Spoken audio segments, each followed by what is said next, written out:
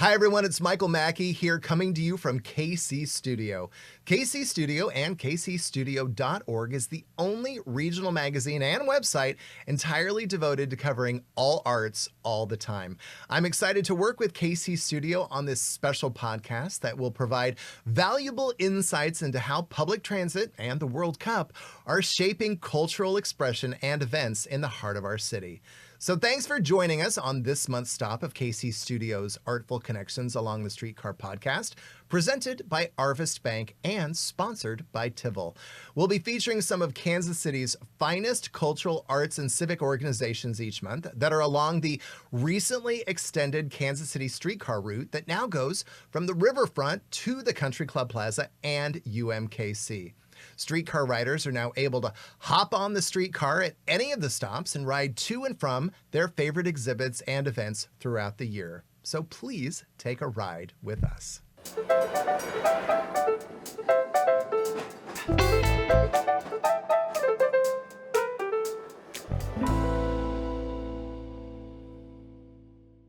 Support for Artful Connections Along the Streetcar comes from Arvest Bank. Arvest Bank believes that financial confidence should be within reach for everyone. Whether you're just getting started, planning for your future, or starting a new chapter, we're here to help you plan and meet your goals every step of the way. Because everyone deserves a financial partner who cares. Arvest Bank, we believe. For more information, visit arvest.com or visit one of our 20 locations throughout Kansas City. Hi, everyone. I'm here today with Julian Zugazagoitia, CEO of the Nelson-Atkins Museum of Art. Julian, it is so great. Thank you so much for being here with us today. This is fabulous and great way to begin the year. Thank you. You have been leading the charge at the Nelson-Atkins Museum of Art since 2010, so celebrating your 15th year anniversary? Correct. Who could imagine that it would go so quickly? And you have led the museums through some tremendous advancements and growth since your arrival. And okay, I want to make sure I get this right.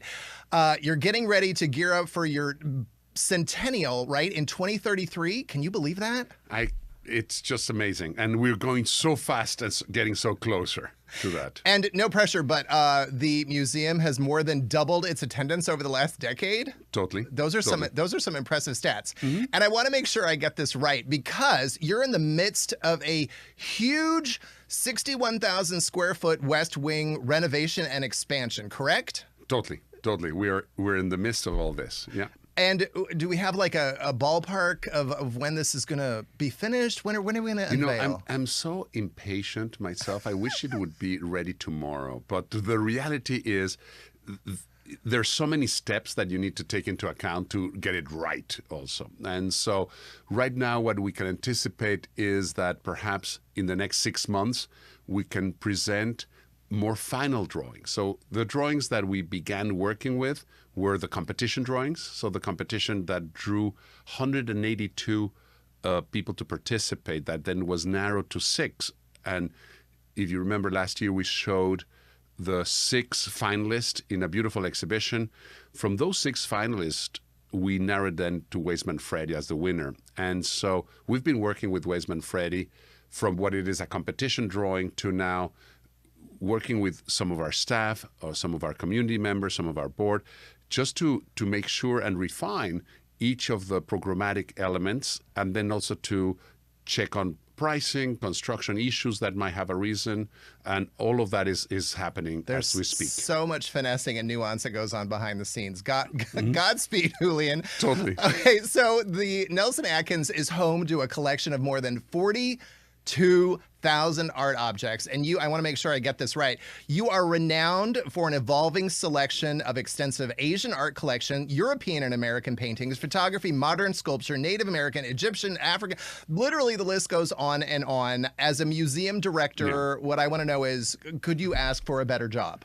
No, it's a dream job, and it continues to be every day a dream job. And one of the things I would say is the dream that was at the core of the ideals that founded the Nelson-Atkins continues to be the one that makes this not only a dream job for me, but a dream institution for Kansas City and the world. And when you say that, yes, we have over 40,000 objects, and those numbers don't really mean much. And let me tell you why. So maybe another museum down the street, or if you think the Smithsonian's, which is the combination of all the museums in the mall, it's in the millions of objects.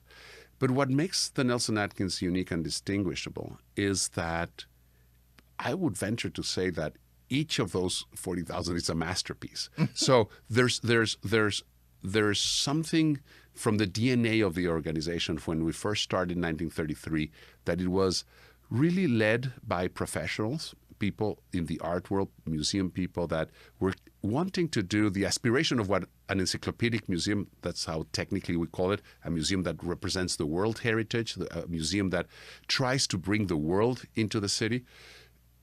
And I think we have examples in each culture of the best. And also, one of the things that is daunting responsibility is to buy a new piece, because you're always comparing it to the greatest works of art that you have. But the opportunity also that we have, and we have added to the collection in contemporary art from all over the world also, so to show, for instance, that there is a continuum. Now, if we have one of the greatest collections of Asian or Chinese masterpieces from antiquities to today, but okay, continues, it's a civilization that continues untouched and continues to evolve, and you show that too today, and you see both the continuity and the disruptions that exist. So the museum attempts to be the way to discover world culture without having to leave Kansas City. Support for artful connections along the streetcar comes from Tivol.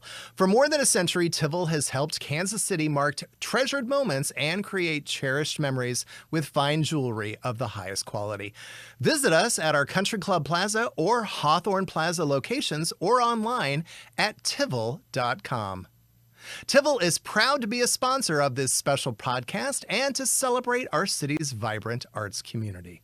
I'm putting you on the spot. Mm-hmm. Do you have a favorite piece of artwork at the Nelson-Atkins Museum of Art? You know, it's not like you say about your children that you say, oh, I love all my children. And you say that, and it is true. But in my world, what I would say is the next one. It's the next piece that we're trying to acquire, the next one that we're looking. And I would not say that about kids. Imagine if you were to say that to you. Like, which is your favorite? The next one we'll have. No. But in the art world, or yes, and I'm always excited about what our curators are looking at, all the art that they're pursuing and everything. And then we make amazing acquisitions. Now, I have read that you took the gig at the Nelson-Atkins because of the incredible collection of artwork, and that you had never been to Kansas City before you ever considered this position. True? Correct. All right. So after being here for 15 years, 15 years, try and wrap your brain around that. Yeah. What is your biggest takeaway, and what has surprised you, I guess, about Kansas City and the museum's growth? So first of all, it's interesting that the name of the museum, Nelson-Atkins Museum of Art, doesn't have Kansas City in it. So when I was a student at the École du Louvre in Paris, and we were looking at Chinese art, we were looking at Western art. So the Caravaggio was 101 art history. Of course, many of our Chinese works of art are 101 in the art history. So I had heard Nelson-Atkins, you know, like everyone else in the art world knows our collection, whether you've been to Kansas City or not, by the importance of the pieces, the reputation, the reproductions. So when I was invited by the headhunters to come for the first time, like many, and I will admit my ignorance, no? Like I said, which Kansas City? Apparently, I Googled it. There are two. There's one in Missouri and one in Kansas. There are. And then they said, well, it's the same airport. you pick and choose where you want to go, but it's the same airport. So I started learning about about what it is unique to Kansas City, being in 2 states and everything. And all of that came as a surprise.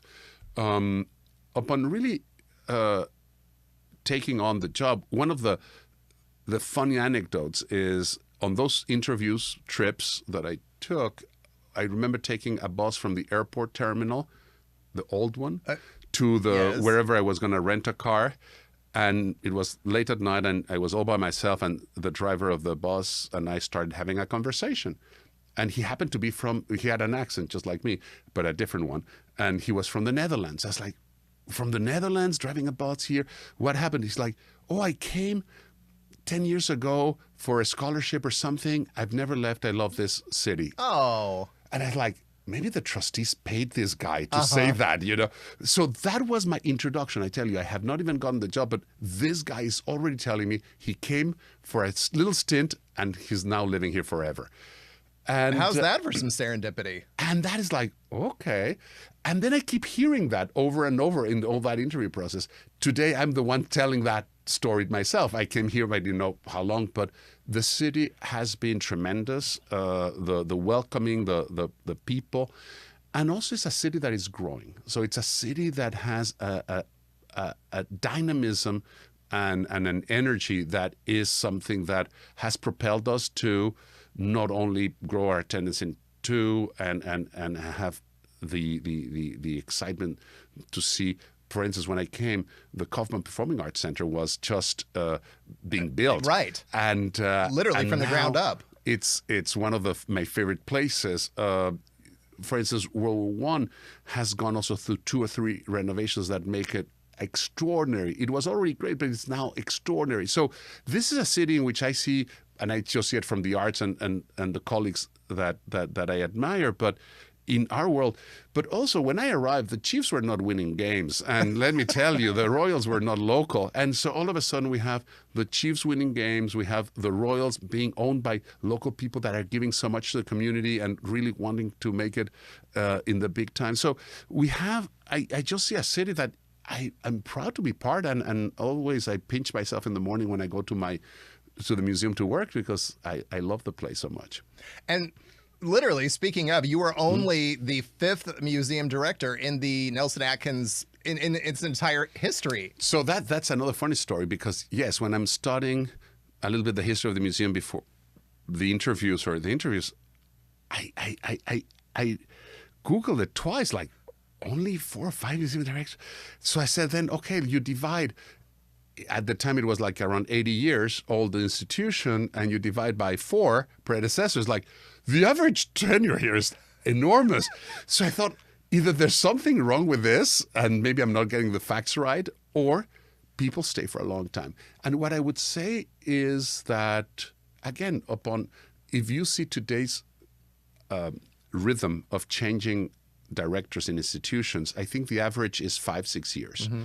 University presidents even shorter. But what has made also the success of the Nelson-Atkins, I would venture to say, is long tenures of people who knew how to invest in their institution, all their intellectual capacities. It takes time, especially at the size of the Nelson, to build a team, to maintain the course, or to change course. And so long tenures have been perhaps the success of the institution. And I'm just as surprised as anyone else that I've been here 15 years and it went so quickly. We are thrilled that you're here. Please tell us that you're going to stay through you have to stay through the centennial. It's a whole thing now, Julian.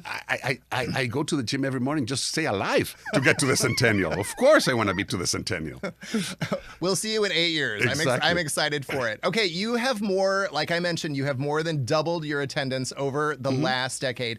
And you have one of the most extensive Asian art collections in the world. And you've hosted some of the monumental exhibits like the Unexpected Encounters and Monet and his modern legacy in recent years.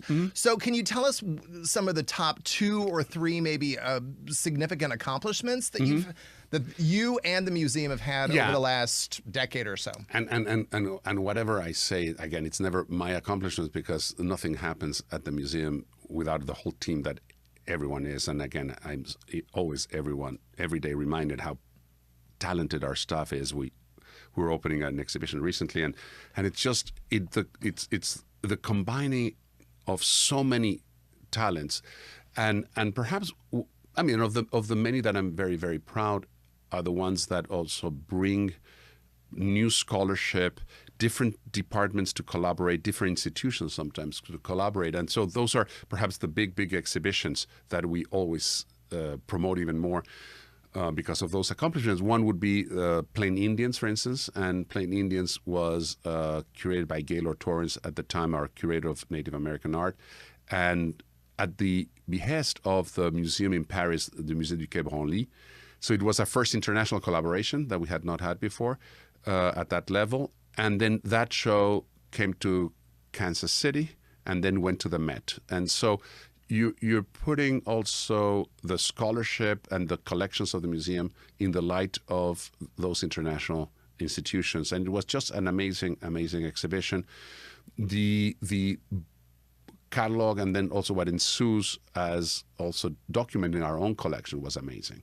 The other one I would say that I was particularly closer, it was the first one that I ended up being partly curating for the museum, but it was also an international collaboration ensuing with Quai Branly and also the Picasso Museum in Paris, and it was Picasso and African art.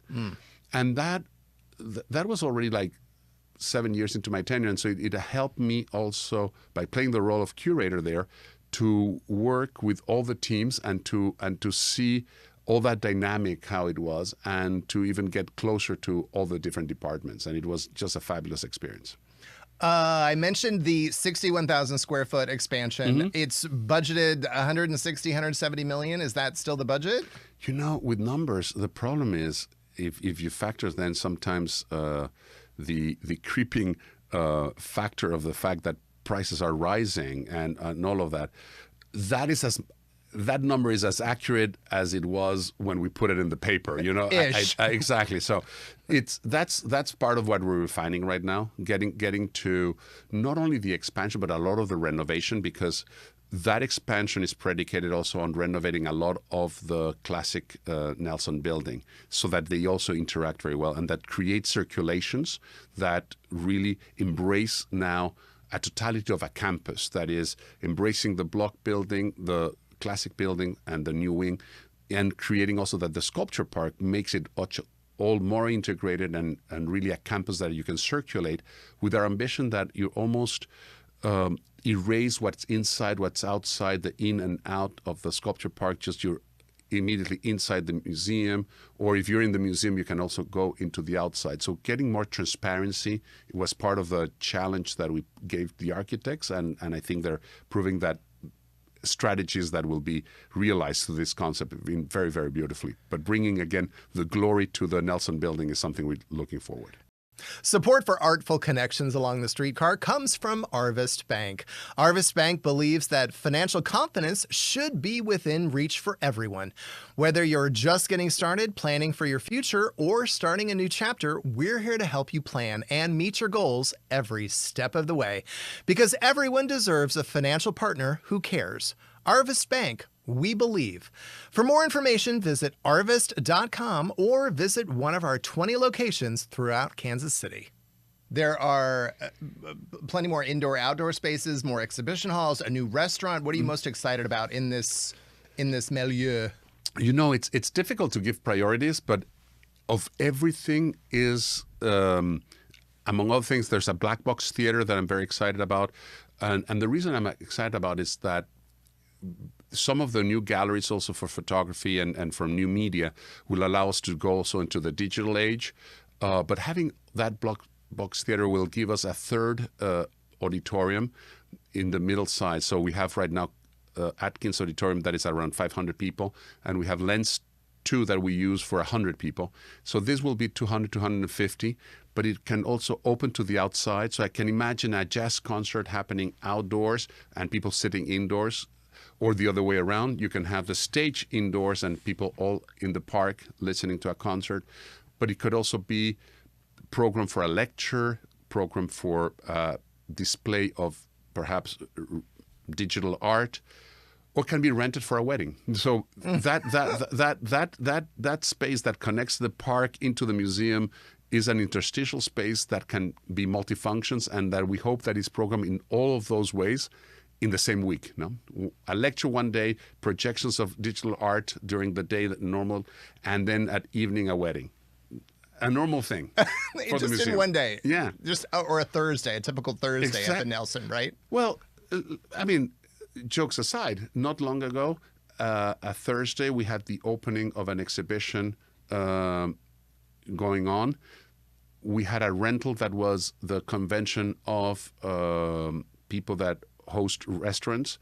We had the Kansas City Chorale, and we had a teens council going on. So yeah, it's when they say it's a 3-ring circus, it's now more like a 5-ring circus every day. So many rings, so little time. Totally. So how much money still needs to be raised, I guess? And more importantly, how can the community continue to help support with this expansion and this renovation? So first of all, what I would say is everyone who's been a member of the museum and whose membership has lapsed, just renew your membership. Membership is the lifeblood of the museum. We really count on membership as a way of maintaining that we can open the doors for free every day and give access to people who might not otherwise be able to come to the museum. So I think it's important as a gesture of philanthropy. Even the lowest membership is already a gesture of philanthropy that can help us, and it can help the city continue to provide a free open museum for all.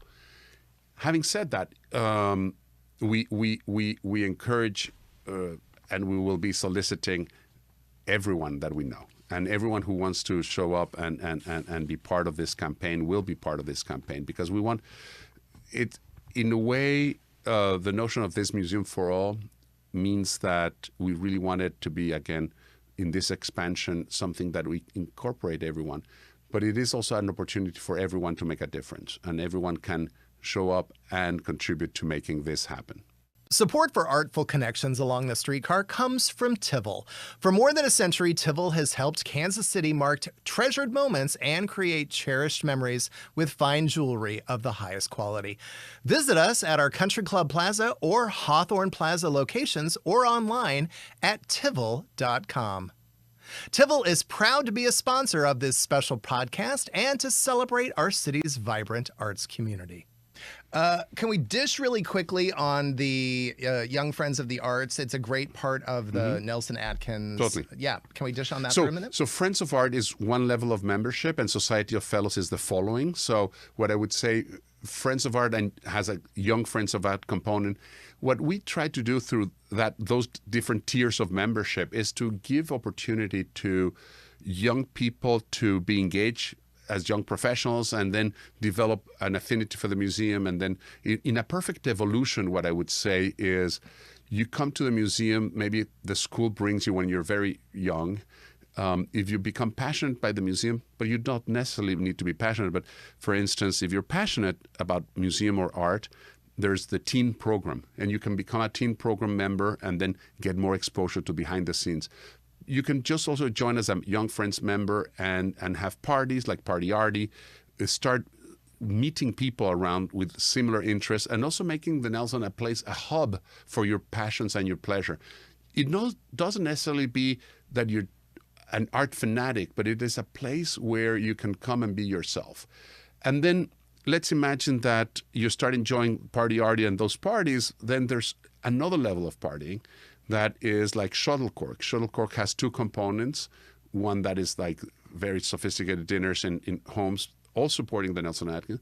But then there's a Friday event that it seems like the young professionals have really, really hopped in. You can try 100 wines and everything. So that is like the transition between Friends of Art and Society of Fellows. So Society of Fellows, what I would say, gives us definitely more ways of engaging with the families and the friends that become that members, and gives us a closer way to engage them to continue their journey through being philanthropic. And then you go to the galas and all that. So it's a way from very young to later in life. And I know that there's moments we lose some people when couples become parents generally, or they're developing their business. That is a moment that's tough for us. But then they come back because of the memories and the legacies that they see there.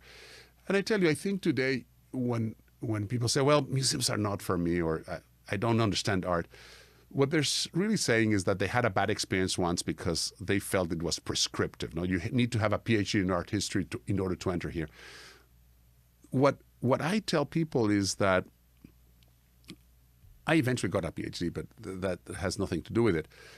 But I didn't begin by trying to get a PhD. The only thing is I was interested in art enough that I was more curious, and that curiosity led me to eventually what I do.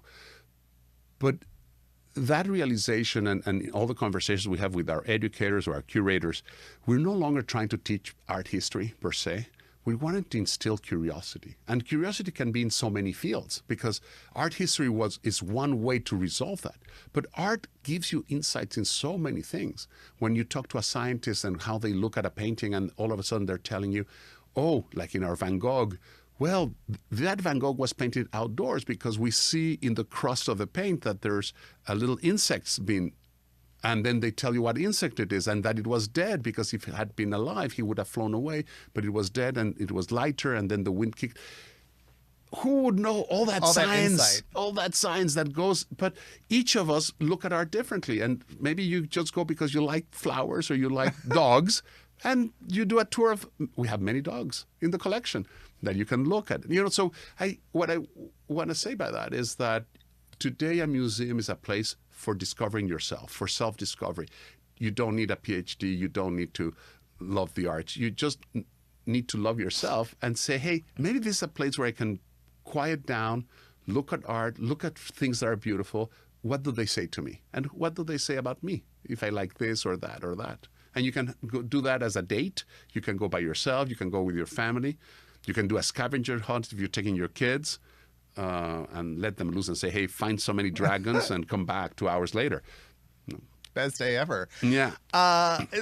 So my thing is, the Streetcar now has 12 brand new stops, and one of them is dedicated to the plaza, and one of them is dedicated to UMKC. So writers could stop at your museum, the Kemper, the Kansas City Art Institute. So what I want to know is, what do you envision the impact that the Streetcar's new stops or new extensions will have on the museum, and more importantly, the entire cultural arts network for both residents and visitors?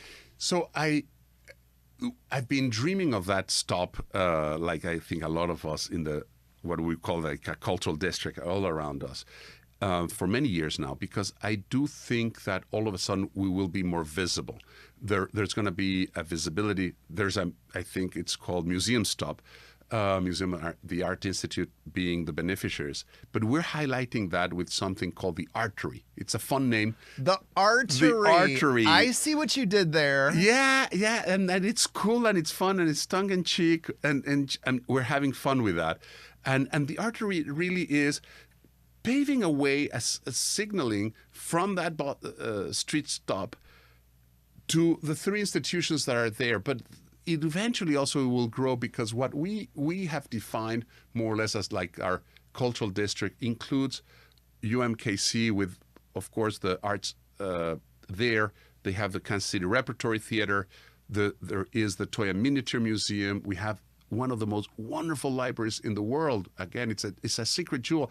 I don't know why more people don't know about it, but Linda Hall is one of the crown jewels of this city. It's a library dedicated to science, technology, and the books. They have most precious collections of rare books, and they do beautiful exhibitions that now really are part of what I would call our cultural district. We have also great institutions like the Kaufman Foundation there, the Anita Gardens. We have Stowers Institute of Research that they're opening more and more for conferences and lectures, and hopefully soon even more exhibitions too. So there is an energy all around us. And I think those stops that bring the plaza, that is like our commercial entity that I hope is living a renaissance, and we'll see how this shopping Christmas season happen and what the results that will tell us. But I think there is an energy between the commercial side of the plaza and the more cultural side of our side of the street. But between the Kemper, the Kansas City Art Institute, and us, that nucleus feels just right. And I anticipate now visitors starting to see that as a hub, so that they can hop in the train and come to us. But more importantly, I'm also more, well, of course, visitors coming for the World Soccer Cup is something that is in everyone's mind. Oh, we'll talk about that in just a minute. But I'm more interested on our residents, the people who really live here year long, because for us what it's more important is repeat visitations and to really serve our community. So I now imagine a young student that is coming to UMKC, or a student that is now working and studying at the Art Institute, all of a sudden being able to live further away and find a place, but that this will connect them all the way down to the River Market. They can go to Union Station, World War I, or all the, I mean, right now the Crossroads is also living a renaissance, and there's so many bars and everything. So all of a sudden, this provides access to so many places, and so allows also younger people to be able to live in more affordable places and still be within reach of the whole city. Those two stops aren't just a double whammy. It's they're literally like a quintuple whammy with so many things to offer. Okay, you said it. Yeah. We're going there. World Cup. It's looming. Yes. What does the Nelson-Atkins Museum have planned? So we are planning, first of all, we have an exhibition that is called Personal Best. And that exhibition highlights artists in our community that are also sports people. We didn't want to go the route of saying artists decorating soccer balls. That would seem disingenuous for us. But we really identified in our community artists that are at the top of their art career, but they're also heavily invested in sportsmanship in very different disciplines, from rock climbing to long distance running to karate. And we're featuring them because, again, it's the drive that is, and the discipline that it takes to be at a high level performing sportsman is also reflected in their art. And so that was a show that we wanted to put in dialogue, in an intellectual dialogue with the World Soccer Cup. And on the other side, we said, when people come from all over the world, let's have an exhibition that shows the most beautiful art that everyone can relate to. And if I tell you the name Alphonse Mucha, maybe it doesn't ring a Mucha or Mucha, M-U-C-H-A, but you pronounce it as the Czech way, Mucha. You might not like, what is that? But if you see an image, I can almost bet you had a poster in your adolescent life, in your bedroom or in your dorm, of this. And it is this kind of posters that we all love, that had flamboyant hairs and very it's the Art Nouveau movement. And so it's beautiful, it's high quality, but recognize them. And we're working with the heirs of the artists and the foundation to bring one of a kind retrospective. So we wanted the best of the world's art that everyone would recognize, even if the name is not immediately recognizable. But the moment you see the posters, you knew that you had one in your life. Then you want to see that exhibition. It's true. It is true. We all had one, and it's like phases in life. You're like, oh, I remember when I was into that kind of thing. And those are introductory things. Now, like, we also had, all of us at one point or another, the Scream by Munch in our dorm. So yeah, there are different phases of our own eye being trained. No?